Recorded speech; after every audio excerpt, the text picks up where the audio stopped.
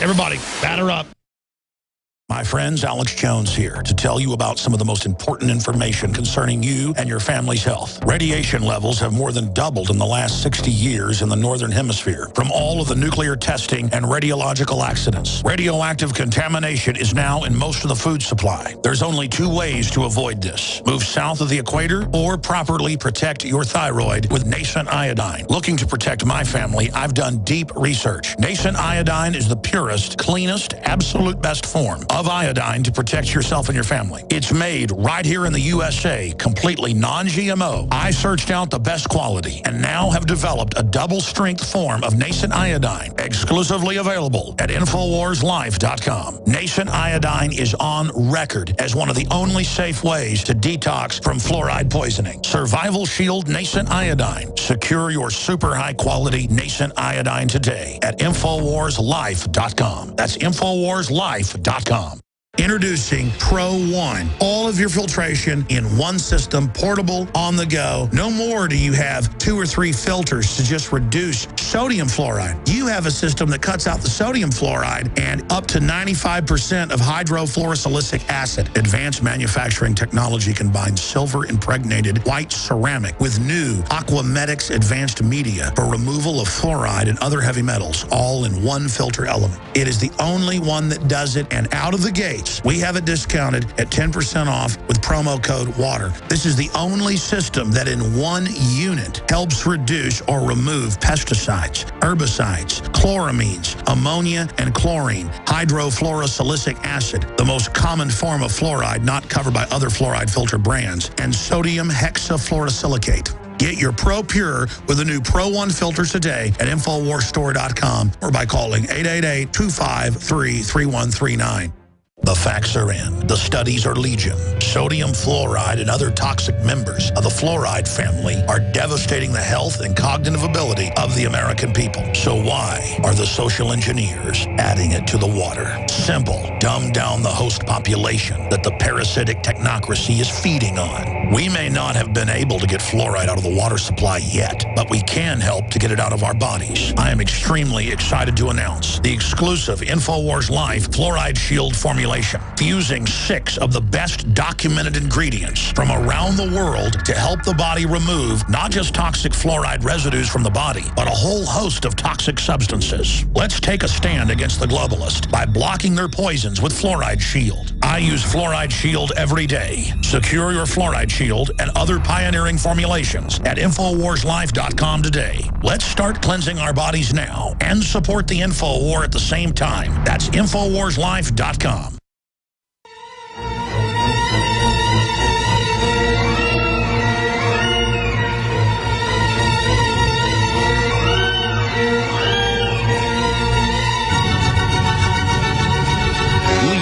Frontal assault on the lies of the New World Order. It's Alex Jones on the GCN Radio Network. I think Night on Bald Mountain's a proper way to bring us into this dark discussion.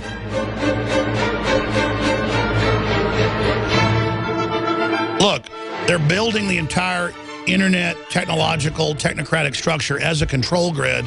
Not even a control grid to protect everyone as good stewards, which, of course, it would always be taken over and used for bad, even if the government was good and the system was good. But it's a global private corporate governance that loves abortion, unified across the board, that loves dehumanization, that is trying to dumb humanity down to steal the future, to prepare us for extermination. And that's their own words. And I've, been covering this today while the crew searches everything I say and puts mainstream news articles and documents up on screen. You can take what I say here on air, type it into a computer, and get the enemy saying it. Do you understand that? That's the surrealness of this, and why it's bizarre when people call up and say you're doing a good job. I liken it to I'm bailing water in a sinking boat in the middle of the frozen Atlantic. We're going to die if it goes under. We got to get to shore. It's 2 miles away. Keep bailing, keep bailing. Thank you for bailing. Look, thank you for bailing. And I'm not saying you're bad thanking me. I appreciate that. You need to start bailing. And I know you're bailing. But I mean, we need to bail like our lives depend on it. And we bail by waking people up. We bail by standing up. And none of us are perfect, but we have Dr. Stallman on. We try to run Linux system and Gen 2 or whatever you call it. I don't know all the tech stuff. We try. We have some other systems this here as well. We're not purist. We try, because there's hackers out there to protect our systems and government and the rest of it. But, you know, we try to be out of the system as much as we can. But we have to be in it as well, because you have to go into the matrix to fight the matrix. But be aware you're in it if you've got any hope, ladies and gentlemen. And that's what I'm telling you. There's this breakaway civilization technocracy that runs Hollywood, runs the whole system, that is involved in social engineering.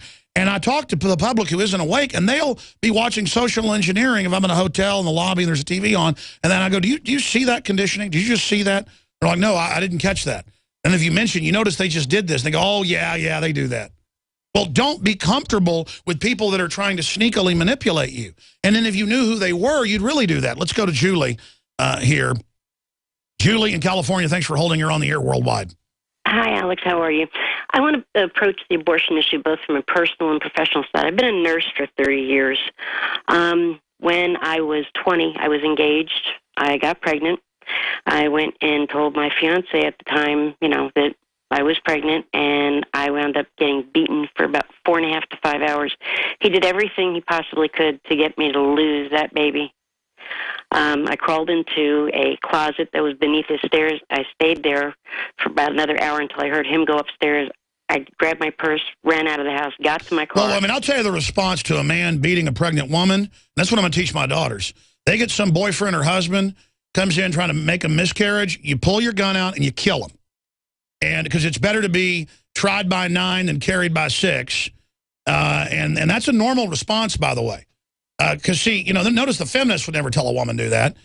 Metro and the Raza won't tell, you know, Hispanics that they're targeting Hispanic women with a Gardasil to sterilize them because they're just there to destroy them and turn them into racists, so they're never empowered.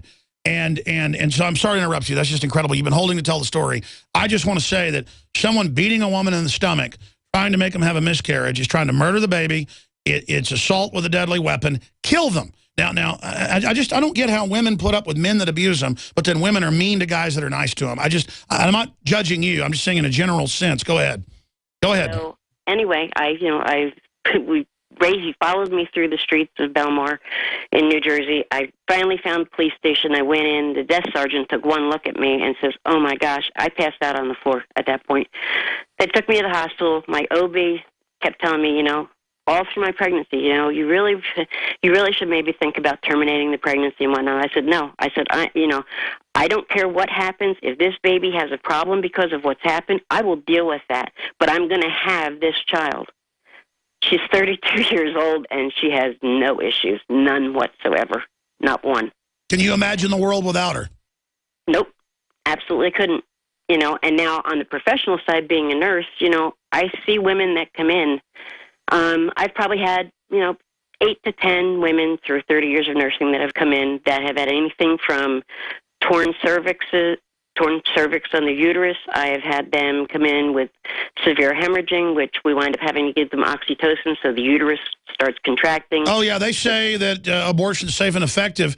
Well, listen, in a super fancy hospital with top doctors, it's and most good doctors, obviously, as you know, won't do it. It's dangerous, but it's one of the most dangerous procedures you can get, especially in second or third trimester. It doubles your chances of cancer in the reproductive tract, as you know, the uterus and other areas, because it's unnatural. It causes incredible depression, and a lot of times, as you just said, it ends up hurting the woman's fertility. Go ahead. Tell us as a nurse that's seen it what it does.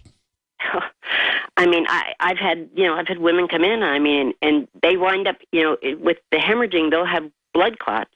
So they'll actually have to go through with, an OB-GYN to have those clots taken out. So they're basically having another procedure done on them to remove those clots so that they can have a normal cycle and their uterus, doesn't wind up becoming... Did you hear the man earlier who has his great 25-year-old wife?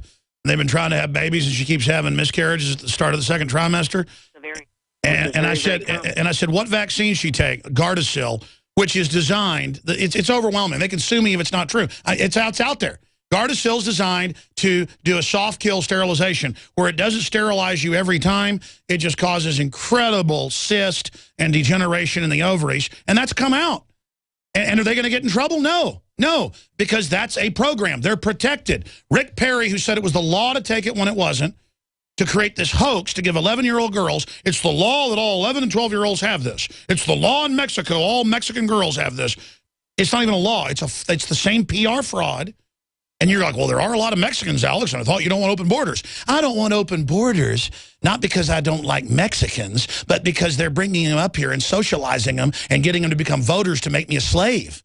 If I could turn the Mexicans into libertarians, I will adopt the culture completely. I like Mexicans.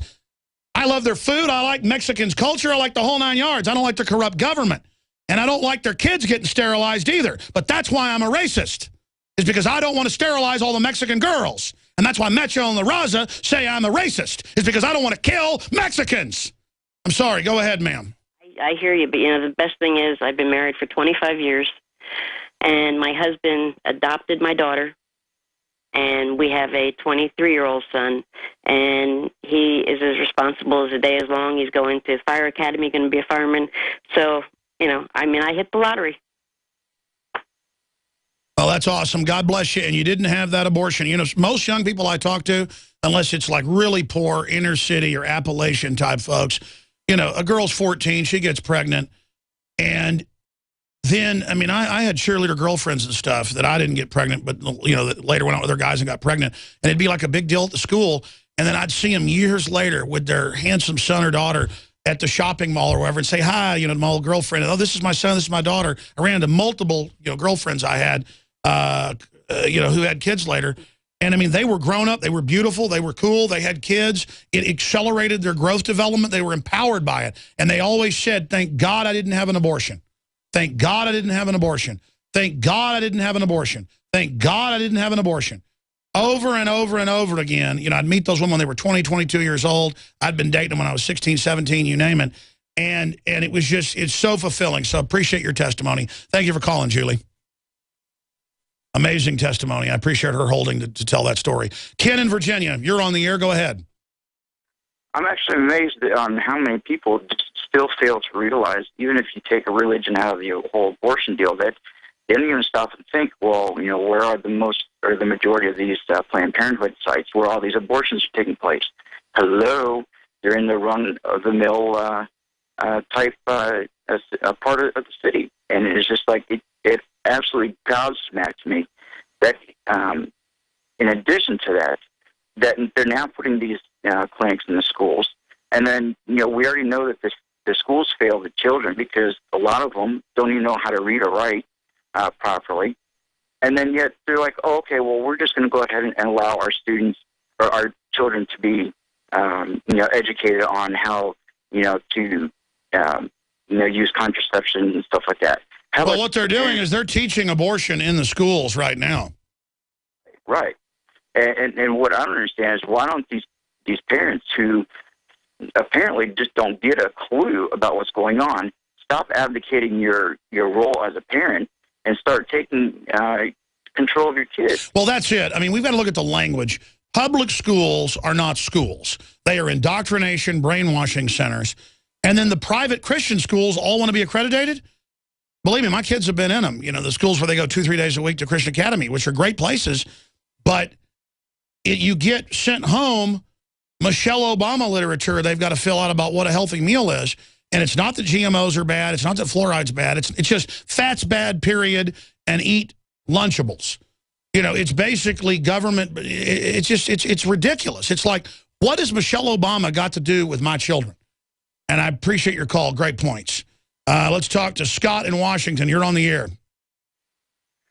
Yeah, Alex, it's very funny that you mentioned social engineering in Hollywood earlier, a few moments ago, because I want to bring up the fact that at the time that decision came out about Roe v. Wade, and as much as I like watching the Norman Lear comedies and stuff, going back and looking at it in retrospect, there was an episode of Maude that aired, I believe, either November or October of 1972, just 2 or 3 months prior to that decision, about Maude's dilemma, about her wanting or her having an abortion. And I think the way that they played that off was she was 47 or 48 or